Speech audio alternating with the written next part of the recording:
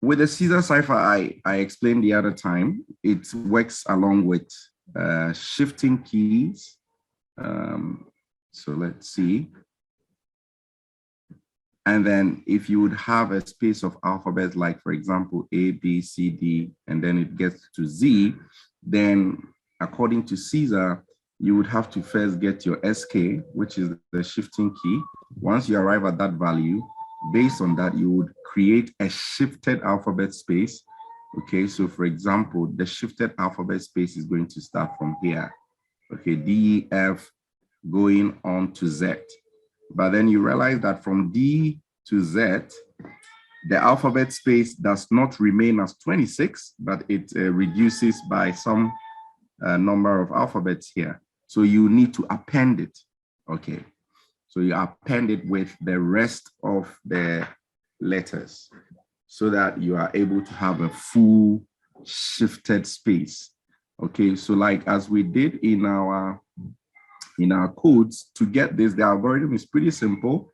First, create an alphabet space. Second, create a shifted alphabet space. And then you use the method .makeTrans. So you use the method .makeTrans to compare, or if you like, yeah, to map, just like this, as we see here in this picture, just to map the alphabet space with the shifted alphabet space. That means that in your .makeTrans method, it will be based on the alphabet space A. So, and then comma, if your shifted space is shift A, then that is the second parameter. Okay, shift A. So your .makeTrans method will be based on these two parameters. And then after that, you will use the .translate method, okay, to get it printed or to generate your ciphertext, okay. Right, so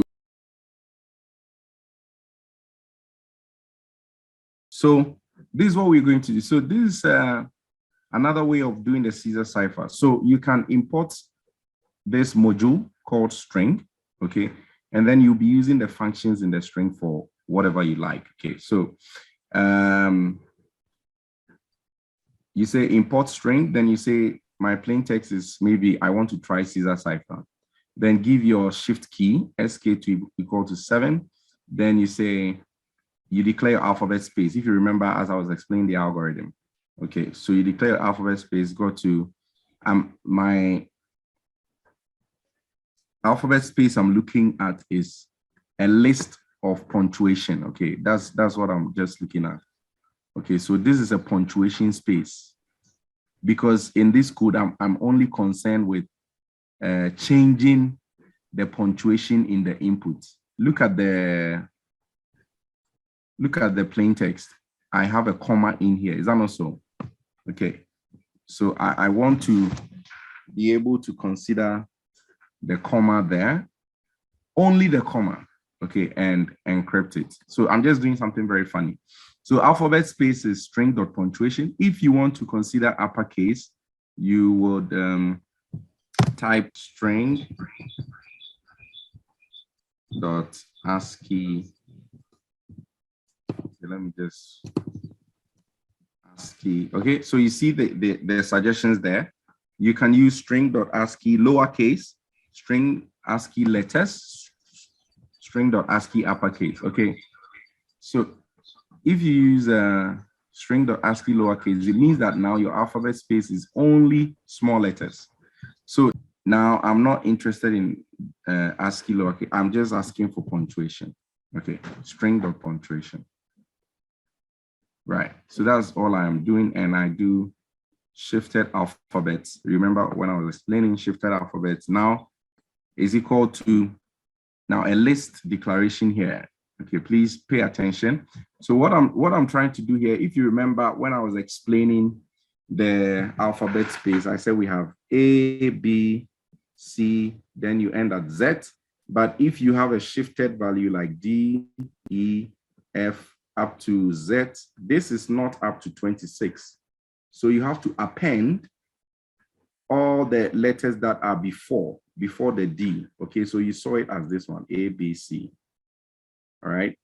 So before the shifted space, you need to append that. Now, how do you do after the shifted space, which is D is equal to Z? So you can use indexing. So now notice here, alphabet space is storing that character space or alphabet space. Then I'm saying alphabet space, then the shift key, because remember, it's the shift key that brought us to D here. Okay, so for example, like this is like K is equal to 3 or something. Okay, so that brought us to D. So if we want to know the index position of this D, we have to use the SK, okay, which is the key. So SK full colon is an example of the slicing we did, if you remember slicing, okay? So this one allows you to print all the elements after D, okay? Then next, alphabet space, full column SK. This is before the SK. So now you are referring to this. Now look at the plus here. It means we are appending this one to this list. Okay, so that's what happens, that's what's happening here. So now we need to create a comparison table, if you like, a mapping table. So .make trans is going to be based on the alphabet space and then the shifted alphabet space. Then now you can print your ciphertext using the translate method. Okay. So that's all. So now when we run, let's run. So when we run, what do we see here? Trying equal to Caesar. So that becomes our ciphertext. Okay, that means that the punctuation comma has been changed to equal to. Are you guys following? Okay.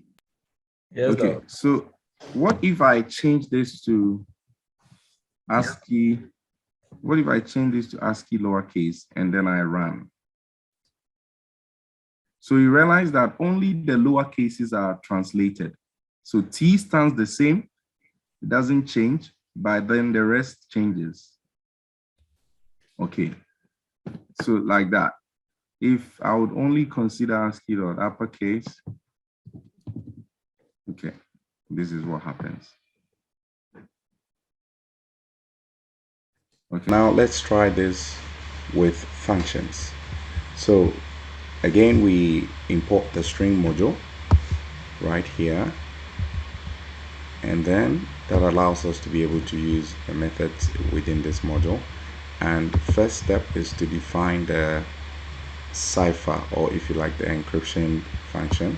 So we do define Caesar cipher, and then the arguments that this encryption function should take is the text, or if you like, the string that is going to be encrypted, and then the shift key for that, and the alphabet space. Okay, so here this parameter or this argument will allow us to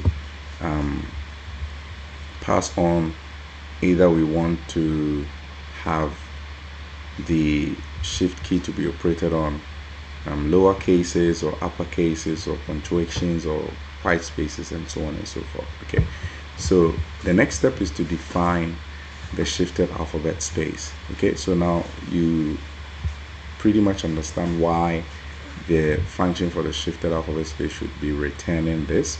Okay, so it's literally appending, you know, one part of the shifted alphabet space with the other one that goes before it. So this is starting from the shift key point to the end of the alphabet space, or of the shifted alphabet space, and then this is taking before the shift key position, so it appends both of them. Now the next thing we do is to go along with mapping, you know, which would now be mapping the shifted alphabet space with the alphabet space. Okay, so we go ahead to join each of them. We use the .join method to put them together into a new string. Okay, and then we do our make trans. Okay, so where we are actually looking at whatever we have joined together in here, okay, and whatever we have joined together in the shifted alphabet space. Okay, and then with that we are able to translate whatever comparison table that we end up having here. Okay, so that is what we are expecting our Caesar cipher to return. Okay, text.translate. So we then pass the parameters or the arguments to the cipher, and the plain text is here. Plain text is equal to hello, I'm here, and then we want to print. We call the function Caesar cipher, and then we pass the plain text to it, and then the 5 is the shift key, and then now we specify the alphabet space, or if you like, the alphabet specific. Now we specify the alphabet property. Now we specify the type of alphabet that this particular shifting should be based on. So here we are looking at string.ascii lowercase, so that means that within the alphabet space you're going to consider the lowercases, and then we are also going to consider punctuations. Yes, you can add up many. You can equally do string dot ASCII and then uppercase if you want. Okay, or you can equally do take care of white spaces as well. So string dot white spaces, and you can equally take care of white spaces as well. So string dot white spaces also works fine. Okay, and then now we can run and see what results we get. So what is happening here is that our cipher has been printed right here, and the plain text, as we can see, is hello, I am here. So you literally have all the characters within this text being translated based on the shift key of 5, based on the shift key of 5. So as you can see right here, these symbols you see here is also again the translation of the white spaces, okay, into its respective character. All right, so what if we just take off the white spaces? We will be able to just get rid of those symbols within there. Okay, so yep, now we can run again. Now we can run again. Yeah, and then you see that you no more have the white spaces being translated into any other character. Okay, so basically that is the second approach. Now in the third example, we will be looking at how to actually encrypt a file. So this time we'll be moving away from encrypting strings, but we will be moving into how to encrypt files. So now we want to move away from simply encrypting strings to encrypting files. Okay, so this is going to typically follow the symmetric encryption format. That is to say that we will only be using a single key to run the encryption, and then we are going to be using the same key to run the decryption. So let's get started. So the first thing we're going to do is to create a file, a data file. It could be a .txt file or a .csv or any other file, but in this tutorial we're going to create a .txt file and type in some information in this .txt file and call it our data file that we will be encrypting in this lesson. So let's do that. We go to file and you go to new. Of course, you could use a shortcut Alt Insert. Then we pick up file. Now let's give it a name. We give the file a name, data.txt, and press on enter. So now let us literally write some information like first name, and then say it's equal to Alan, and then last name equal to Joe, and then put a password here. Hello world 1 2 3. All right, so that's what we have here for our data.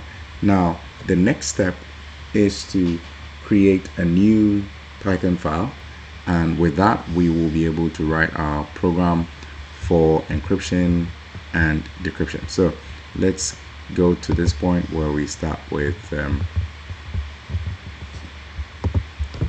so let's go back here and go to a new file, and this time we are creating a Python file, and let's give it a name, encryption. Okay, and then we press on enter. Now we have encryption.py right here. So the first thing we have to do is to create a session key, that is the single key that we're going to use for the encryption. And then next we write a key into a particular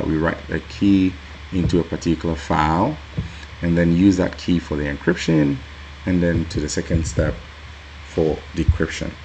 So to help us do this, we need to work along with the cryptography module. All right, so the first thing we're going to do is that we need to import the module that would enable us to run the encryption. And the module we're going to use here is the cryptography module.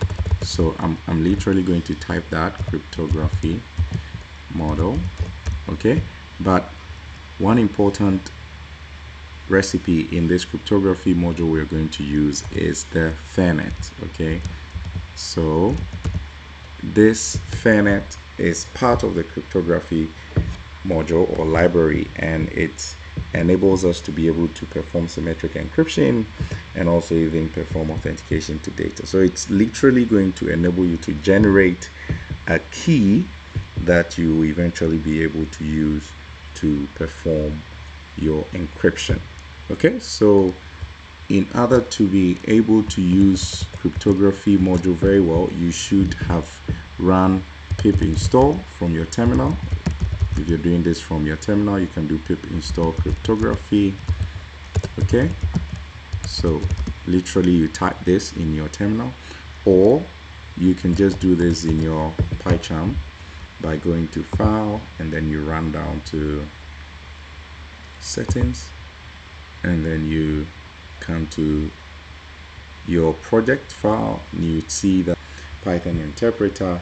Now right here you would see all the packages that are installed. So currently we have cryptography installed, but if you do not have the package installed, just click on the add symbol, and then this time you are interested in installing the cryptography module, so you just type cryptography, and that should pop it up, and then once you select that, you can do install package, and that gets you the cryptography module installed. Okay, so because we have it installed, we are not going to repeat the process. So now let's get back. Now we are going to use the cryptography module. So we say from cryptography, okay, dot Fairnet, then we say import Fairnet. Okay, now the next thing is that we want to be able to generate a key using the dot generate key method, okay, which is all in the cryptography library. So what we are going to do is to declare a variable called key, and then we say key is equal to Fairnet dot generate key. Okay, and then this means that a key is going to be generated based on this line, and that key is going to be stored in the variable key. So what we have to do is now to try and write this key in a particular file. Okay, so that is the next step. So we open a file, so we say with open. So this step we need to specify what is the file name, so literally the file that is going to hold the key. So obviously we can call it key, and then we need to give an extension to that file name. Okay, so you can either make it .txt or you can make it .anything. So we say .key. Just to make it a bit different from the variable we have declared, we can call it the session key. Okay, so session underscore key, and then let's give it an extension. Okay, so you can do .txt or even .anything. So I'm making it .key, and then now the next step is that you say it should write in byte. Say write byte, and then we say as session key. Okay, so now we need to write the key to the session key file, and so we're just going to say session key dot. So we are going to say session key dot write, and then what are we writing in here is the key. Okay, right. So let us run this, and if we run this, we are going to generate the key into this file session.key. So let's just do that. Okay, and we've got no errors. So let's go find. By this time the key is already generated in our directory, so we can go to file is the session key.key. So what we're going to do is to open this file, and when we open, this is what we see. So there's one thing I said about the key, and that is that anytime you run the same line of codes here, we are not going to get the session key as the same. It will change. So notice we have the encryption here. When we run it, you would find that it changes. Okay, so we run it again. Now it begins with VKD. If we run this again, you realize that the key changes, the session key changes. So that is one of the characteristics of the Fernet key. So when we store it in the file like this, then the next step we're going to do is to perform the encryption. Okay, so to avoid the key being changed over and over, then we need to be able to save it in a file so that we only work with the file, and then we can comment out the key generation line. To avoid the session key being generated differently anytime we run this particular code, we will comment out the lines that generates the code, and then assume that we are following the symmetric encryption approach, and then a user can equally load in a particular key and then use that key for the encryption, and then the receiver can equally load in the same key and use that for decryption. So let us comment this side. So after commenting, we need to load up the key so that we will be able to use that to perform our encryption. So what we do is, now we load, we say with open and then quotes, then we call the file name session.key.key, and then we read it as bytes.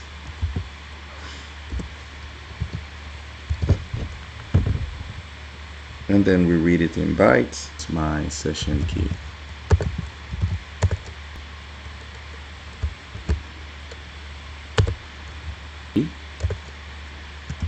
My session key is equal to this session key dot read.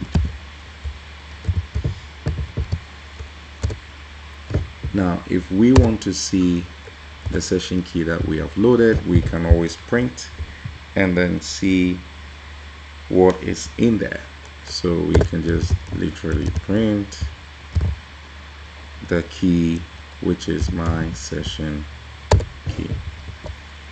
This is exactly the key that is stored in the session key file that we have actually loaded up here. Okay, right, so we go back, and then the next step is for us to use this particular key that we have loaded to perform the encryption. So to do that, we need to initiate the fernet object and pass the key to it and store it into a particular variable. So let's say we store it into f, and we say f is equal to fernet, okay, and then set my session key. And then the next step for us to do is to open the file that we want to encrypt and then read it as a plain text. Okay, so let's make a comment, open the file to be encrypted and read it as plain text. Okay, so that's what we're going to do next. So we go with open, and then remember the file name we used is data.txt. okay, so we're just going to call that, okay, and we are reading it in bytes.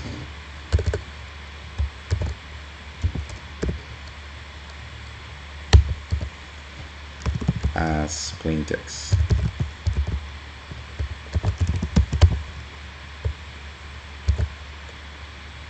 All right, so then we say, so the next thing we're going to do is to run our encryption using the .encrypt method. However, we are going to use the key that has been stored in F to perform the encryption, and we're going to save the result in some variable we are declaring right now as encrypted file. Okay, so we say encrypted file equal to f.encrypt. okay, and we are actually encrypting the plain text. Okay, so we are encrypting my plain text. Okay, now the file has been encrypted based on this particular line. However, we can write the results into a new file so that we are able to view the encrypted file in a separate file. Okay, or we can also just print out the encrypted file, and then we can see that running within the space down here. So if we just said print encrypted file and then we run that, we will now see this is the encrypted, the content of the encrypted file. And so if we do not want to just print out like this, we can also write it to a file. So let's comment out this and then comment out the printing of the session key right here. Okay, and go ahead and write the result to a particular file. Okay, so we go with okay, so we go with open, and then we need to tell what the file name should be. So we can just say encrypted file .txt. okay, and then we choose how it should be written as bytes, and then we choose how it should be written as bytes and as my encrypted file.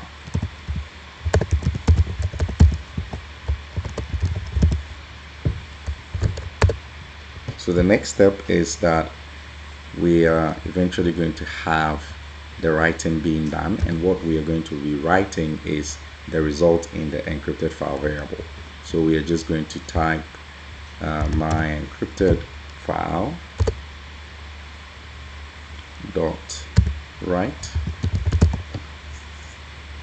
and then we are writing the encrypted file, the results in the encrypted file variable to this particular encrypted file.txt. okay, so now when we run this, we will be able to see the result of the encrypted file in the new file that we've created, which is called the encrypted file.txt. So let's do that right now. Okay, so the process finished successfully. If we go to file, the encrypted file.txt, let's see, and then here is it. So it's showing us now it's showing us that this data.txt file here, the content here, has been encrypted as this. So you can call this as the plain text and you call this as the ciphertext. So next we're going to look at how to perform the decryption. The decryption is basically going to be like the reverse of what we have done for the encryption. Okay, so instead of using the .encrypt method, we are going to be using the .decrypt method. So comment out the lines that helped us to perform our encryption, and then begin to program the decryption. So now we only need to comment out the lines that enabled us to achieve the encryption. But remember, we leave the key that we have loaded in the same, because we're going to use the same key to run the decryption. So let us continue. First step, we need to initiate the Fernet object and pass our key to it, and then store it in a particular variable. So we can do the same thing. We say f is equal to Fernet, and then Fernet is taking my session key. Okay, and then the next step is for us to open the encrypted file. So we go with open.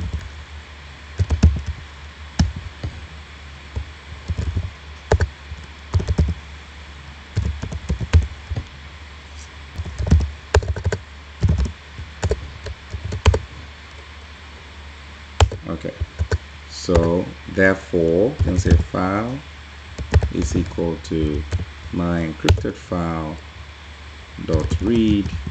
Will read the contents of the encrypted file.txt into the file variable. Okay, and then what we are going to do is to run a decryption on this file and then store it in another variable. We can call it decrypted, and then at the end of the day we will push the content of that decrypted variable into a new file that we will call as decrypted data. So let's move on. So this is what we are going to do. We say decrypted file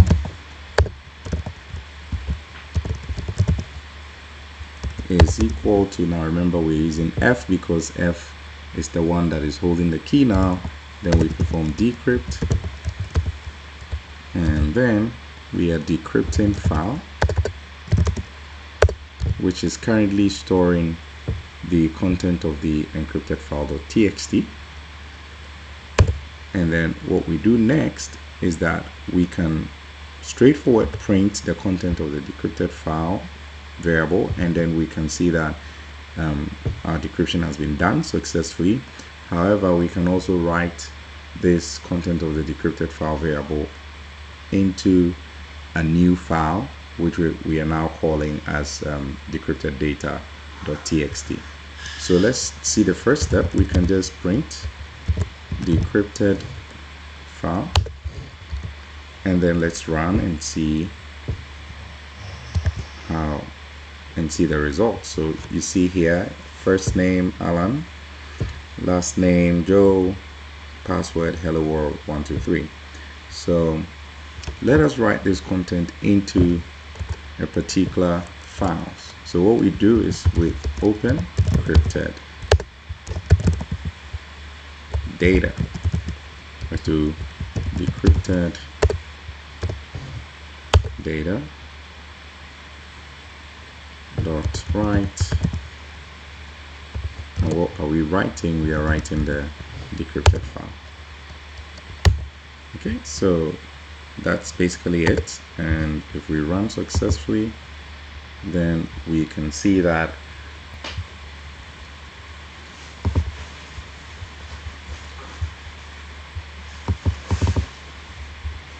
so now you see that we have the decrypted data as first name Alan, last name Joe, password hello world, and then the original data is first name Alan, last name Joe, hello password. So decrypted data shows up like this, and then this is the lines of code for the decryption. That's it.